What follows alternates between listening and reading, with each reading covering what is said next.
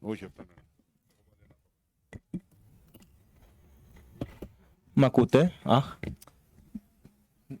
Δεν μπορώ να ακούω τον αντίλαλο της φωνής μου, δεν βολεύομαι, αλλά... Καλώς ήρθατε στο τρίτο Books and Beer, το Books and Beer 2023. Θα ξεκινήσουμε τις εκδηλώσεις με την παρουσίαση του βιβλίου των εκδόσεων Red Noir COVID-19 Sudden Fiction Contest. Πριν ξεκινήσουμε όμως να εξηγήσω ότι στο πρόγραμμά μας θα μιλούσε, βέβαια όπως και θα μιλήσει ο Νίκος Σούζας, που είναι μαζί με την Φανή ή τέλος πάντων ένα περίεργο όνομα που χρησιμοποίησε ως ψευδόνυμο οι νικητές του διαγωνισμού. Θα επανέλθω λίγο σε σχέση με αυτό αργότερα. Και ήταν η Χρύσα Ηλίκου, η οποία δεν θα μπορέσει να συμμετέχει. Η Χρύσα Ηλίκου είναι δημοσιογράφος στο ντοκουμέντο. Το ντοκουμέντο περνάει, την εφημερίδα ντοκουμέντο.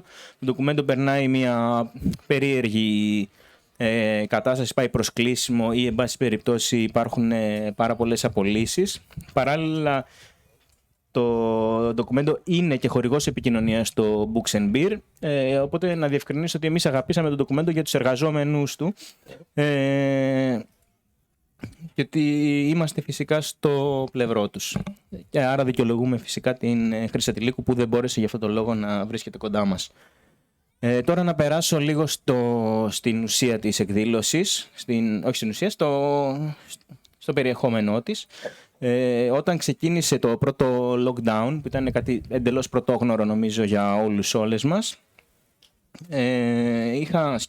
είχαμε σκεφτεί ως Red Noir ότι πόσο ενδιαφέρον θα είχε, ότι επειδή είναι κάτι πρωτόγνωρο, όλοι το βιώνουμε σε κάτι πρωτόγνωρο, ότι αυτή η πρωτόγνωρη αίσθηση πρέπει να καταγραφεί σε ενεστώτα χρόνο.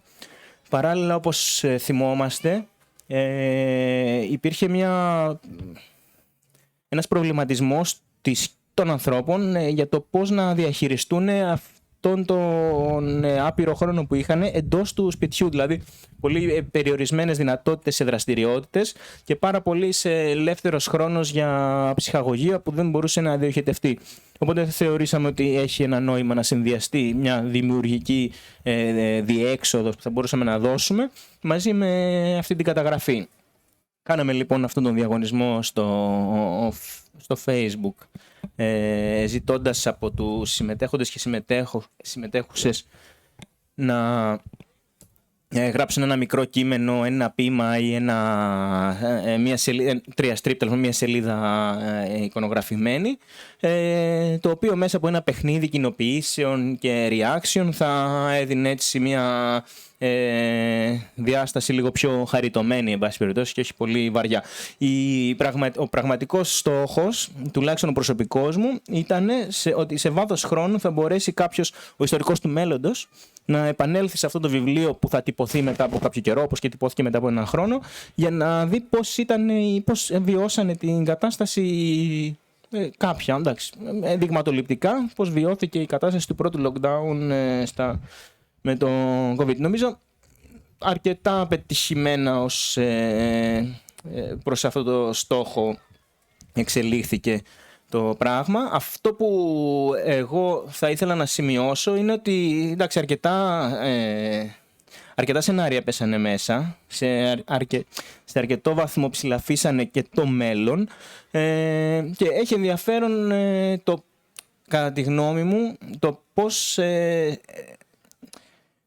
τελικά 3 χρόνια μετά αυτό που εγώ εντοπίζω ως πραγματική αλλαγή είναι η πολιτική μετατόπιση. Δηλαδή πώς το αντιεμβολιαστικό κίνημα με έτσι μια ακροδεξιά, με ένα ακροδεξιό πρόσημο μπόρεσε και παρίσφρισε στα κινήματα και πλέον το βλέπουμε και αποτυπώνεται αυτό και στην κοινωνία και με τις εκλογές έχει αποτυπωθεί και έχει πολύ ενδιαφέρον, αλλά πώς, ρε παιδί μου, αυτή η συνομιλία ακροδεξιάς και αριστεράς νομιμοποιήθηκε. Δηλαδή το πιο δυστοπικό πράγμα που έχει συμβεί μετά τον COVID με αφορμή το αντιεμβολιαστικό κίνημα, και παρένθεση, εγώ δεν θεωρώ ότι οι αντιεμβολιαστές είναι σώνοι και ακροδεξιοί προφανώς, αλλά θεωρώ ότι αυτή η ρητορική βρήκε έδαφος για να αναπτυχθεί και να επιτύχει αυτά τα αποτελέσματα που πράγματι τα πέτυχε, και αυτό είναι το πιο δυστοπικό πράγμα που έχει συμβεί. Δηλαδή δεν είναι αυτό. Τέλος πάντων, δεν θέλω να επεκταθώ άλλο γιατί δεν έχουμε και πάρα πολύ χρόνο.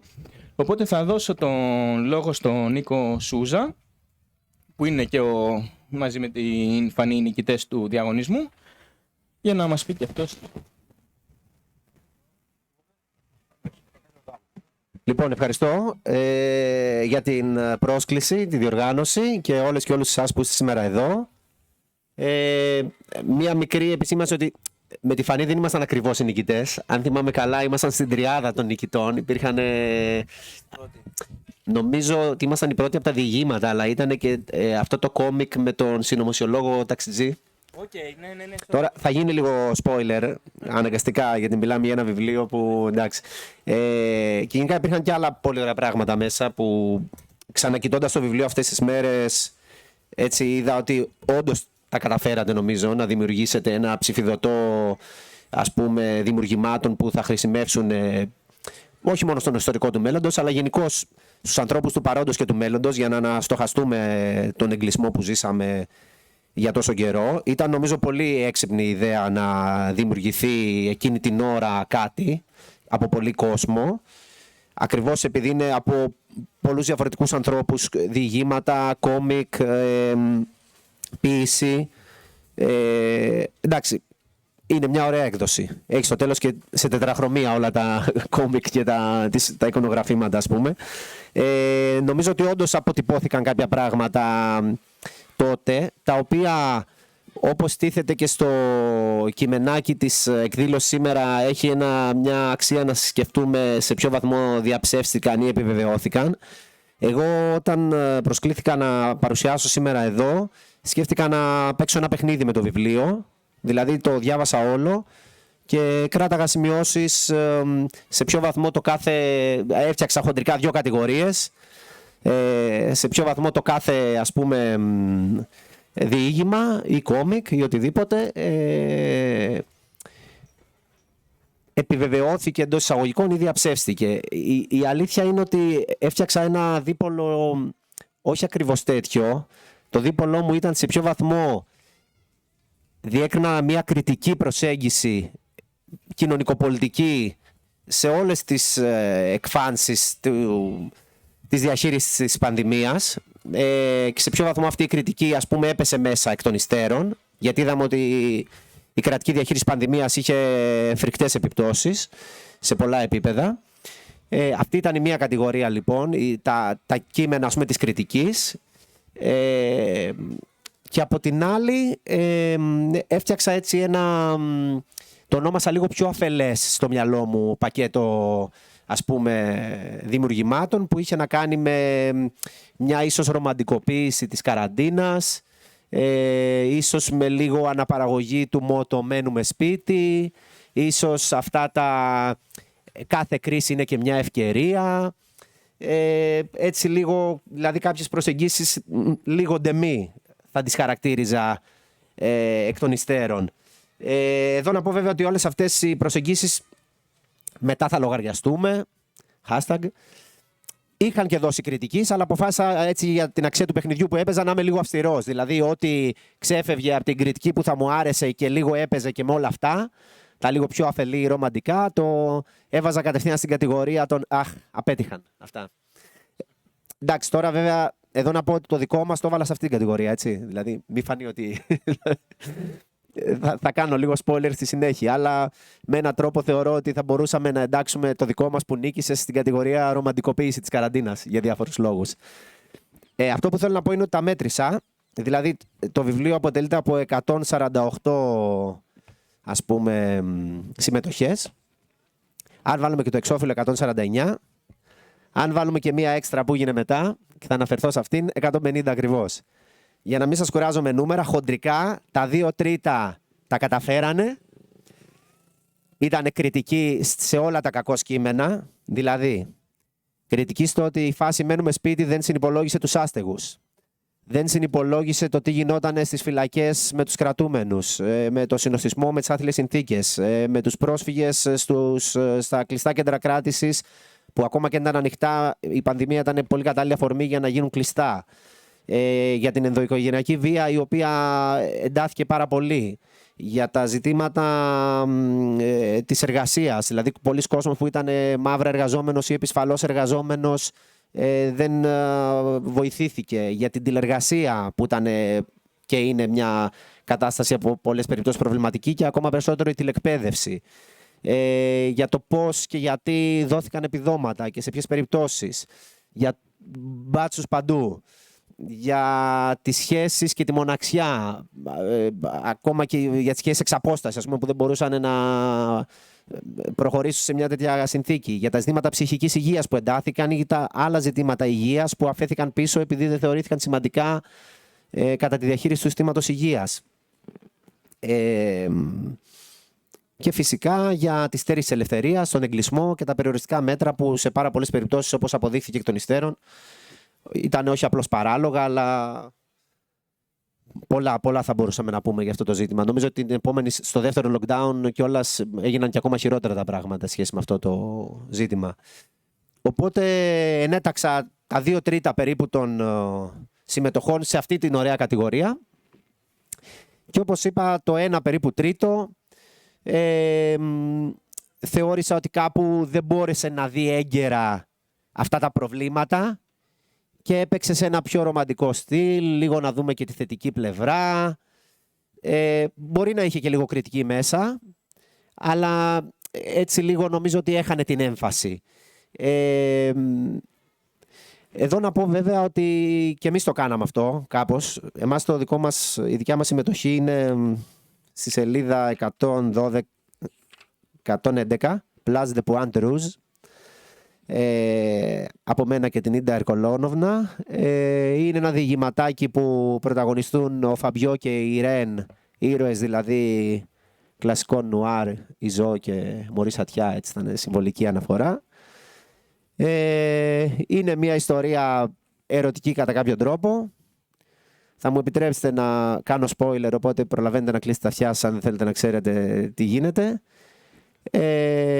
Αυτό το ταξιδάκι στη Μασσαλία, στο λιμάνι της Μασσαλίας, για να ξαναζήσει μια παλιά σκέψη ενός έρωτα, ας πούμε, τελικά γίνεται από 2 φάλαινες και όχι από 2 ανθρώπους όπως αφήνεται να εννοηθεί. Αυτό είναι το plot twist. Οι 2 φάλαινες φτάνουν στη Μασσαλία, στο λιμάνι, και καταφέρνουν 2 φάλαινες να μπουν στο λιμάνι. Ήδη αυτό είναι λίγο, ας πούμε, εξωπραγματικό. Και ο λόγος που καταφέρουν να μπουν είναι ότι λόγω lockdown έχουν σταματήσει τα πάντα, οι ρυθμοί είναι άλλοι και γενικώς υπάρχει μια δυνατότητα, πώς να το πω τώρα, περιβαλλοντικής αναπροσαρμογής. Η φάση είναι ότι αυτό ήταν αλήθεια, αυτό συνέβη. Δηλαδή, ένα άρθρο μας οδήγησε να γράψουμε αυτό το διήγημα που ήταν ότι οι φάλαινες απολαμβάνουν τη Μεσόγειο χωρίς πλοία, σπάνια εμφάνιση στις ακτές της Μασσαλίας. Αυτό έγινε εκείνες τις μέρες, το πρώτο lockdown. Το διαβάσαμε και κάτσαμε με τη Φανή κάτω και είπαμε ας γράψουμε κάτι γι' αυτό. Για κάνα μια ώρα πήραμε από ένα τετράδιο έκαστος, γράψαμε και μετά τα ενώσαμε. Και περιέργως είχαμε γράψει ψιλοπαρόμοια πράγματα, ακόμα και κάποιες φράσεις ήταν ίδιες. Ας πούμε ότι μπορείς να ακούσεις τις φωνές των πουλιών ή το βυθό της θάλασσας. Δηλαδή είχαμε γράψει πράγματα τα οποία ήταν περιέργως τα ίδια, οπότε ενώθηκε πολύ αβίαστα το διήγημα. Πήγε καλά. Νομίζω εντάξει, σπαμάραμε κι εμείς πολύ τους φίλους μας να μας ψηφίσουν και απέδωσε αυτό μάλλον. Φαντάζομαι ότι άρεσε και σε κάποιο βαθμό. Δεν μπορεί να είναι μόνο ηθικό χρέος, η καρδούλα και το like, ή φιλικό τέλος πάντων. Όταν τελείωσε κάπως το lockdown, προχώρησε η ζωή, ήρθε το καλοκαίρι.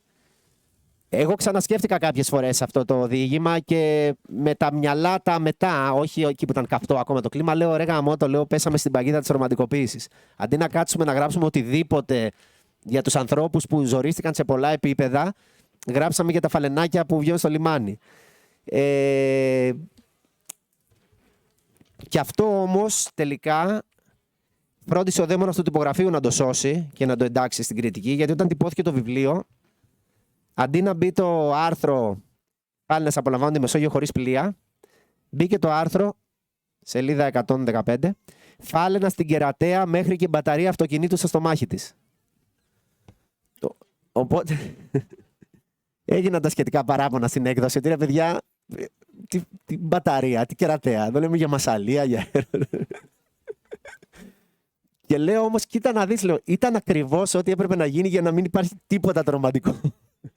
Δηλαδή, δεν ξέρω, ωραία είναι η Κερατέα, παίρνουν και οικόπεδα παλιά ο κόσμος, αλλά μπαταρία τώρα νεκρή, βρέθηκε φάλα, πολύ sad, πολύ δυστοπικό, άρα καθόλου ρομαντικό, άρα με αυτόν τον τρόπο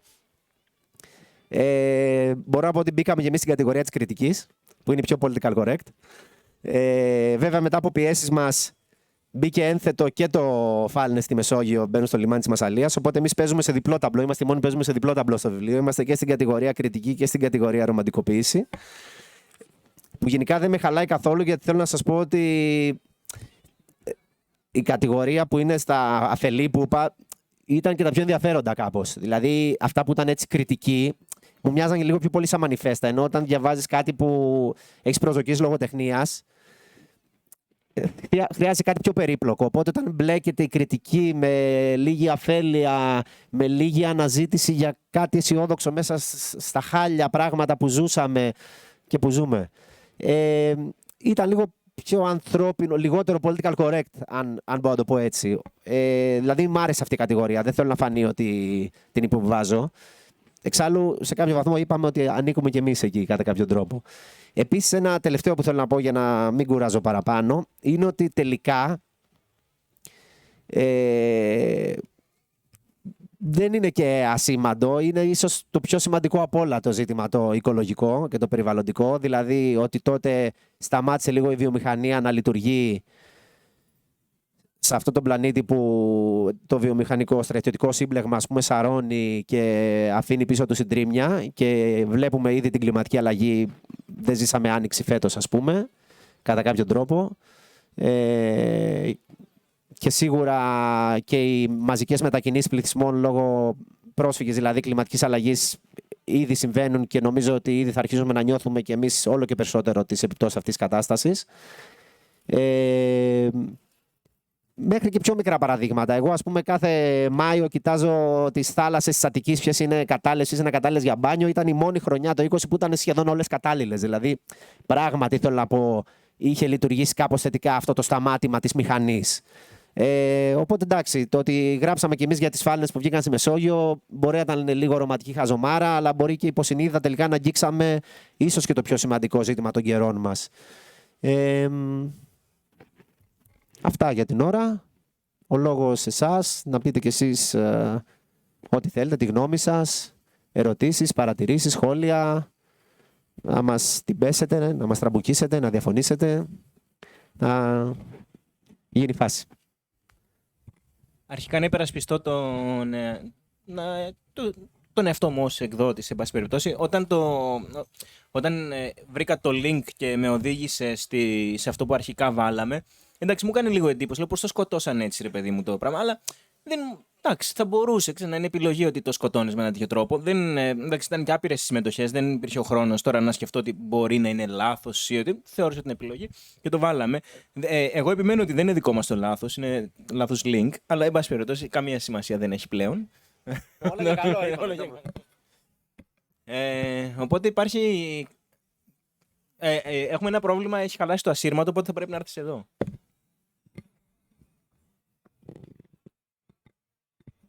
Ναι.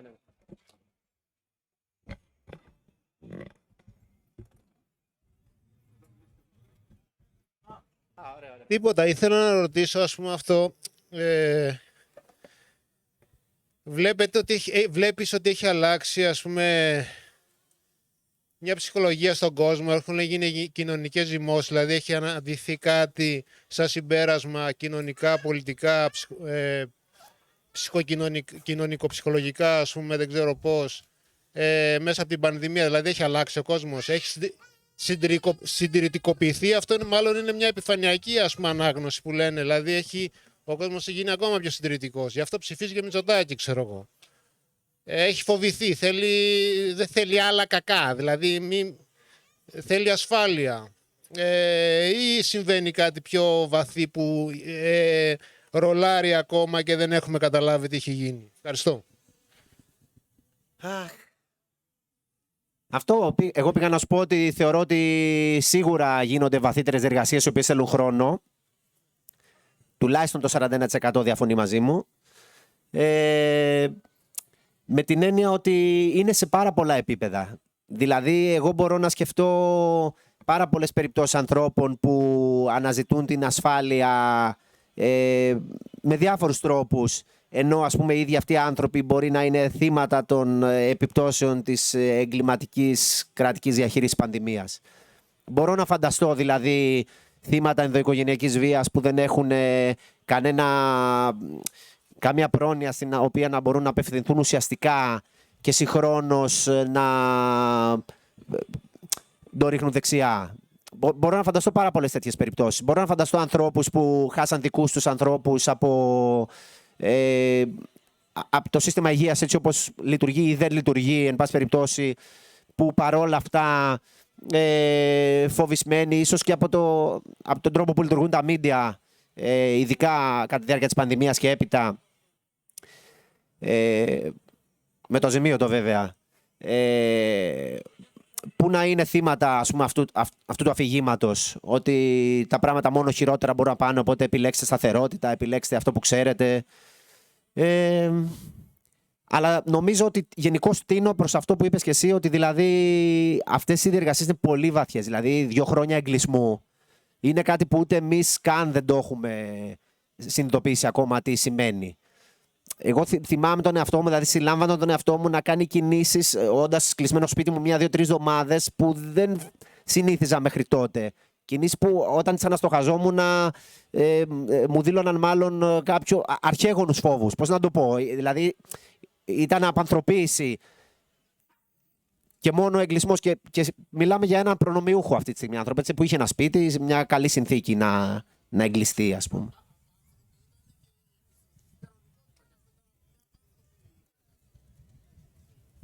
Επίσης, αγοραφοβία είχαμε και έχουμε για πολύ καιρό μετά.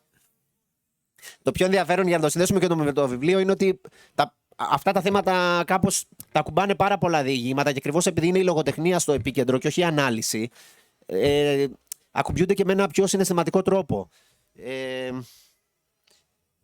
Τυχαία άνοιξα τώρα σε μια σελίδα στη 265 που έχει ένα κόμικ μονοσέλιδο. Δεν ξέρω, εμένα ήταν το αγαπημένο μου από όλο αυτό. Και από το δικό μας προφανώς. Δεν φαίνεται τώρα καλά. Είναι του Μανώλη Αλμπάνη. Έτσι μια δυστοπική κατάσταση ή ευτοπική, που υπάρχουν μόνο ζώα άγρια στις Μητροπόλεις μαζί με φύση. Το ερώτημα είναι ανοιχτό. Τι είναι τελικά, αν είναι ο άνθρωπος ή η άγρια φύση δυστοπία. Εντάξει, εγώ γενικά συστήνω το βιβλίο γιατί νομίζω ότι αυτό που έχουμε προσπαθήσει να κάνουμε όλες και όλοι είναι να αποθήσουμε αυτές τις εμπειρίες και είναι μια λογική αντανακλαστική αντίδραση αυτή, ακριβώς επειδή κανείς δεν θέλει να θυμάται τη βαρβαρότητα ας πούμε. Αλλά το τραγικό είναι ότι αυτή την πραγματικότητα τη βλέπουμε συνεχώς μπροστά μας και θα τη βλέπουμε σε πάρα πολλά επίπεδα.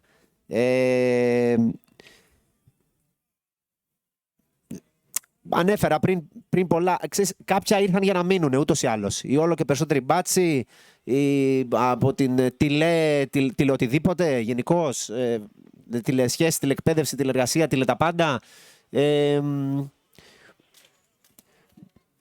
Εντάξει, πάμε να μπούμε και σε ένα ζήτημα μετά που έχει να κάνει με τη χρήση τεχνολογίας, αλλά θα το αφήσω και την εκδήλωση για τα AI αυτό μετά, όπου μιλάει και ο φίλος Θωμάς.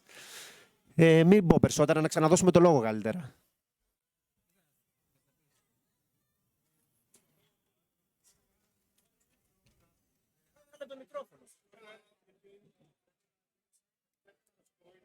Δεν πειράζει. Θα τη δείξουμε από εδώ. Θα το κάνουμε περιφορά την εικόνα. Δεν είναι πολύ ωραία. Όχι, μπορώ να πω και εγώ την εικόνα στον κόσμο.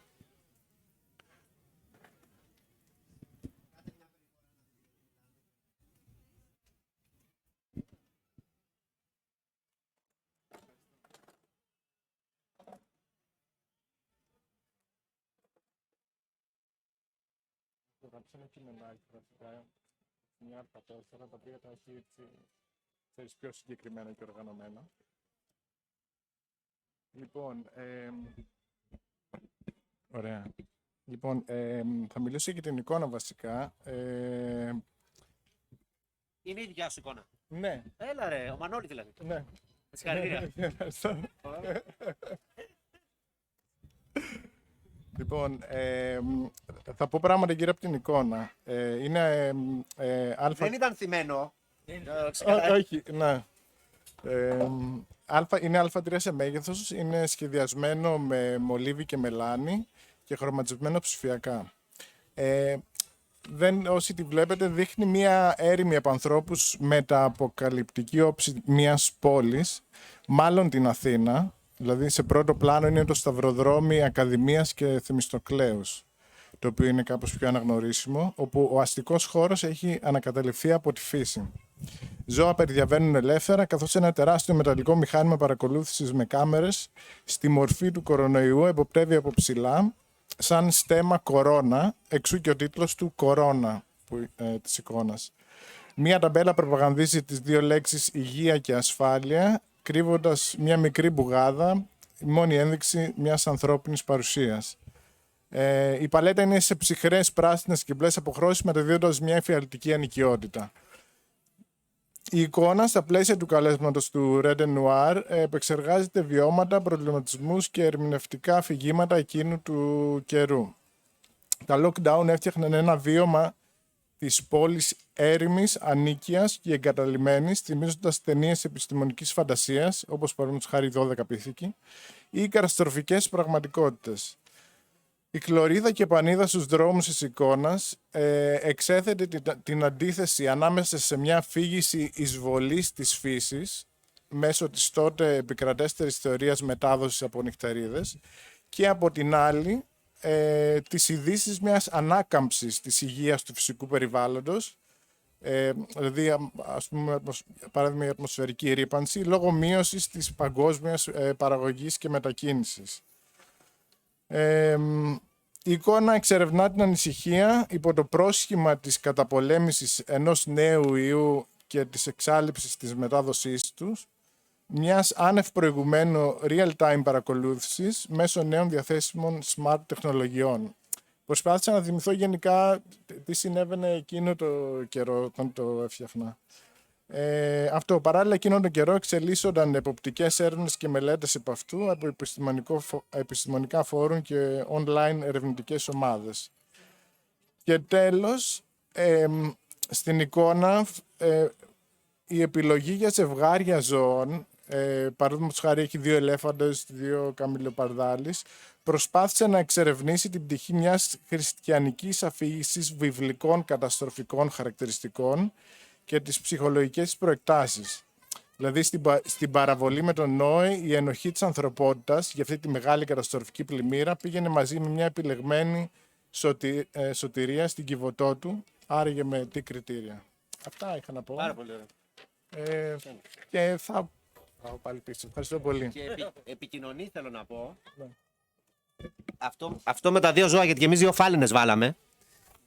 Και εμείς μάλλον πιο υποσυνείδητα από εσύ που το έκανες έτσι συνειδητά και συγχαρητήρια. Εμείς βάλαμε και τη μία φάλαινα να είναι ο Moby Dick. Έτσι για πλάκα το κάναμε, αλλά όταν το σκεφτόμασταν αργότερα είναι και όλη αυτή η ιστορία του Moby Dick και της προσπάθειας της θάσευσης της φύσης που ο άνθρωπος προσπαθεί να επιβληθεί και πάντα βγαίνει χαμένος και ο άνθρωπος και η φύση σε αυτή την περίπτωση, όπως το ζούμε. Και άλλη μια αναφορά στο βιβλίο, έτσι ένας καλός φίλος, γελάγαμε γιατί μαζί με ένα φίλο του γράψαν και αυτοί ένα διήγημα που βάλαν και αυτοί το Moby Dick, ο Πάρης ο Λεοντίδης. Το ονομάσαν COVID Dick το διήγημα και είναι μια ιστορία κριτική στο ρομαντικοποίηση θα έλεγα, οπότε επίσης επικοινωνεί με τη δική μας, γιατί η ιστορία με το Moby Dick που παφλάζει στην πόλη του Βόλου γεμίζει τελικά και λούζει και πνίγει όλη την πόλη του Βόλου στα σκατά. Μέσα από ένα όργιο σεξουαλικό κτλ. Δηλαδή, ήταν πολύ αστείο που εμείς γράφαμε για το Moby Dick σε μια ιστορία έρωτα και οι φίλοι μας μια ιστορία για το Moby Dick σε μια σκατοϊστορία, εν πάση περιπτώσει. Εκεί άρχισα πρώτη φορά να καταλαβαίνω ότι εγώ είμαι ο ρομαντικός αφελής. Και οι άλλοι μας θυμήσανε ότι ζούμε πραγματικά μέσα στα σκατά. Ευτυχώς βέβαια και εμείς μετά ζούσαμε με τις μπαταρίες, οπότε την μπαταρία, τη μασαλία. Ωραία, λοιπόν. Υπάρχει κάποιο σύντομο σχόλιο, γιατί πρέπει να περάσουμε στην επόμενη εκδήλωση. Έχετε 3 δευτερόλεπτα. 3, 2, 1. Ωραία. Η επόμενη εκδήλωση είναι η παρουσίαση του βιβλίου Θεωρίες Συνωμοσίας, το οποίο κάπως εμέσως ή και όχι τόσο εμέσως συνδέεται. Είναι του Δημήτρη Λένη, θα μιλήσει ο ίδιος ο συγγραφέας, είναι από τις εκδόσεις Τόπος. Έχει κυκλοφορήσει εδώ και μερικές ημέρες, είναι τελείως φρέσκο. Νομίζω μέχρι να γίνει η αλλαγή, δηλαδή σε κάνα 5 λεπτό, 10 λεπτό θα είναι έτοιμος. Οπότε αποχωρεί αυτό το πάνελ για να έρθει το επόμενο. Thank you.